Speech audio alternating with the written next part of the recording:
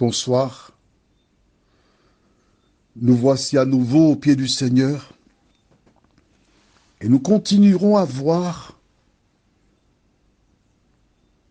les actions de Saint Pierre. Juste avant de voir Pierre et Jésus numéro 6, prions. Notre Seigneur et notre Dieu, tes enfants contrits, sensibles à ta voix, veulent comprendre comment devenir enfant de Dieu. Cet esprit, merci de continuer de nous éclairer et de nous garder au nom de Jésus et pour ta gloire éternelle. Amen. Nous allons prendre nos Bibles au livre de Matthieu, chapitre 16. Je pense que tu as déjà trouvé la page.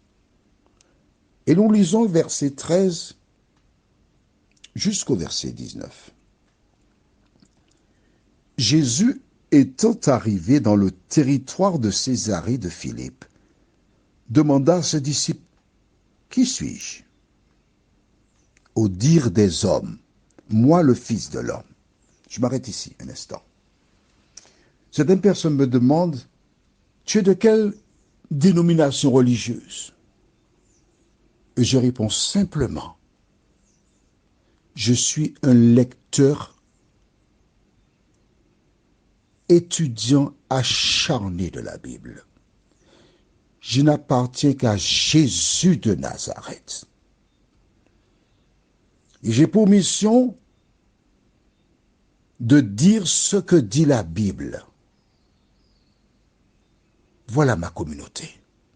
J'appartiens à Jésus de Nazareth. » Vois-tu, les étiquettes mettent une séparation, une barrière entre les hommes. Voilà pourquoi je n'ai pas d'étiquette.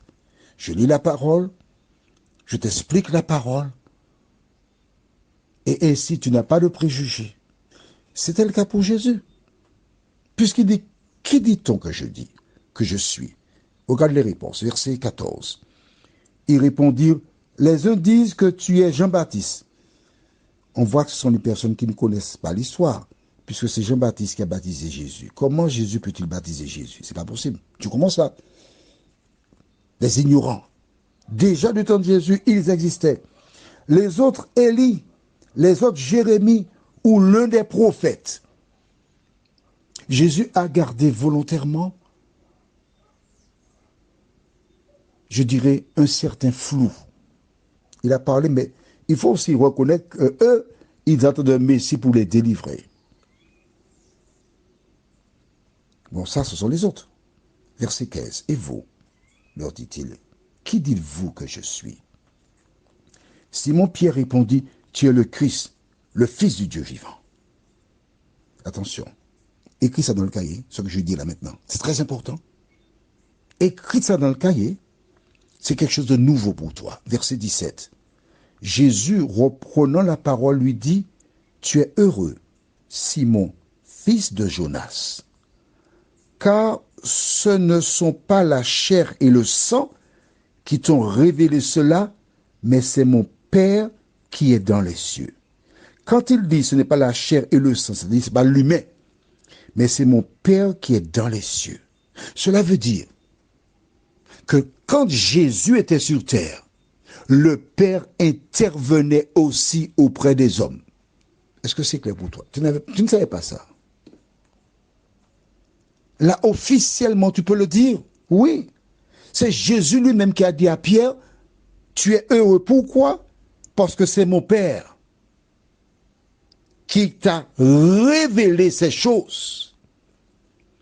Le Père intervenait. À combien de personnes? Oh, nous ne savons pas, mais nous savons au moins que Pierre, Jésus dit que c'est le Père qui a révélé ça à Pierre.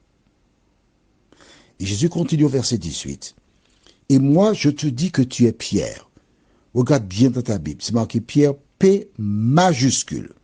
Lorsqu'il y a une majuscule, c'est par exemple moi, c'est Jean-Claude, c'est J majuscule.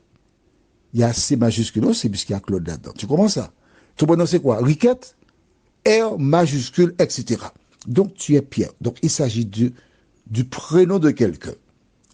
Et que sur ce roc, et voici pourquoi j'ai pris cette Bible-là. Aïe, aïe, aïe. Dans les petites Bibles secondes, tu vois, et sur cette pierre, C-E-2-T-E, cette chose, pierre, P minuscule.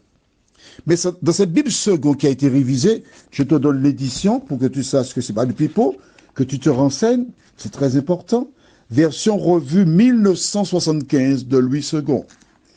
Et cette version dit, et sur ce roc, je bâtirai mon église, et que les portes du séjour des morts ne prévaudront point contre elle.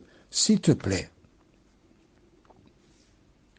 cherche une Bible seconde 75 ou va sur Internet et tu verras que le deuxième Pierre, quand c'est écrit Pierre, c'est P minuscule, qui veut dire roche.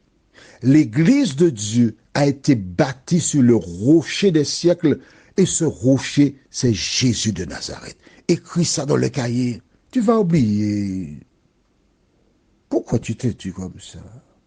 Écris ça dans le cahier. On continue. Notre lecture. Verset 19. Je te donnerai les clés du royaume des cieux.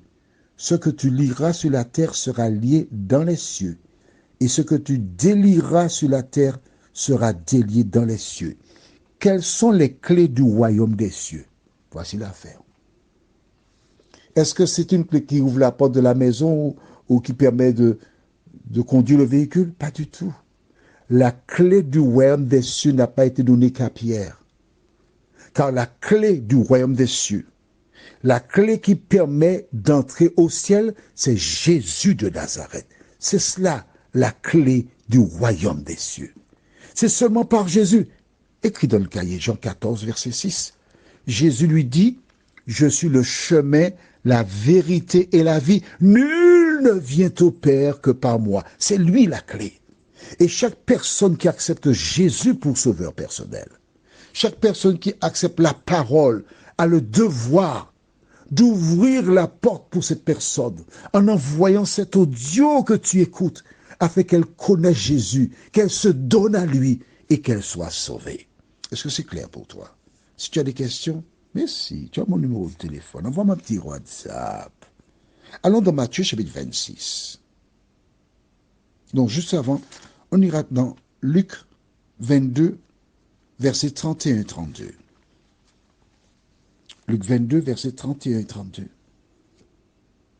Le Seigneur dit, Simon, Simon, Satan vous a réclamé pour vous cribler comme le froment. Mais j'ai prié pour toi, afin que ta foi ne défaille point. Et toi, quand tu seras revenu, dans d'autres versions, tu vois marqué, quand tu seras converti. C'est pourquoi j'ai toutes les versions françaises. C'est pour bien comprendre la parole. Alors, quand il dit ici, quand tu seras revenu, ça veut dire quand tu seras revenu à moi. Donc, c'est la même chose, converti. Il dit, affermis tes frères.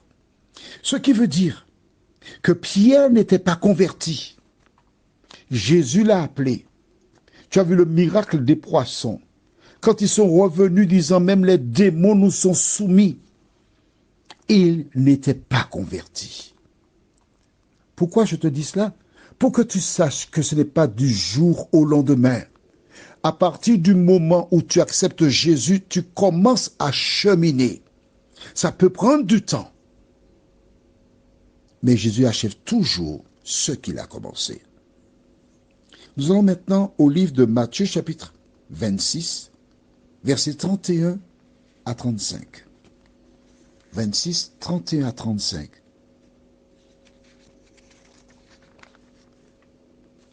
Nous lisons. Alors Jésus leur dit, « Je serai pour vous tous cette nuit une occasion de chute, car il est écrit, je frapperai le berger et les brebis du troupeau seront dispersées.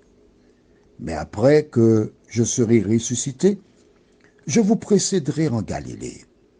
Pierre, prenant la parole, lui dit, même si tu étais pour tous une occasion de chute, tu ne le seras jamais pour moi. Jésus lui dit, je te le dis en vérité, cette nuit, même avant que le coq chante, tu me renieras 3 fois. Pierre lui répondit, même s'il me fallait mourir avec toi, je ne te renierai pas. Et tous les disciples dirent la même chose. Ça sonne bien, hein? Sauf que Jésus a dit cette même nuit, hein? Effectivement, la même nuit, on est venu arrêter Jésus. Et que s'est-il passé? Cela, nous le verrons. Non, on le voit une fois pour toutes. On va dans Jean 18, verset 10. Je surveillais l'heure. Jean 18, verset 10. Simon-Pierre, qui avait une épée, la tira, frappa le serviteur du souverain sacrificateur et lui coupa l'oreille droite. Ce serviteur s'appelait Malchus. Jésus avait dit à Pierre, quand tu seras converti, on est venu arrêter Jésus. Judas est venu, il a embrassé le Sauveur parce que c'était le signe. Les gens avaient des bâtons. Et voici Pierre qui a dégainé son épée. Et puis il a dit, viens le prendre, viens prendre mon Sauveur, viens prendre Jésus. Tu te rends compte? Un chrétien qui a une épée, l'équivalent d'un coutelas. Et Malchus a fait un bond avant. Et voici Pierre qui a tiré pour couper la tête de Malchus. Et ce dernier, lorsqu'il a vu qu'il allait mourir, il a bougé la tête et Pierre a coupé l'oreille de l'homme. Un chrétien.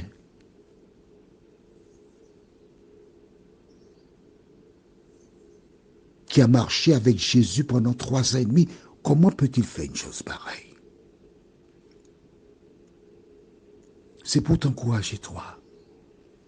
Jésus te dit, venez à moi. Matthieu 11, versets 28 à 30.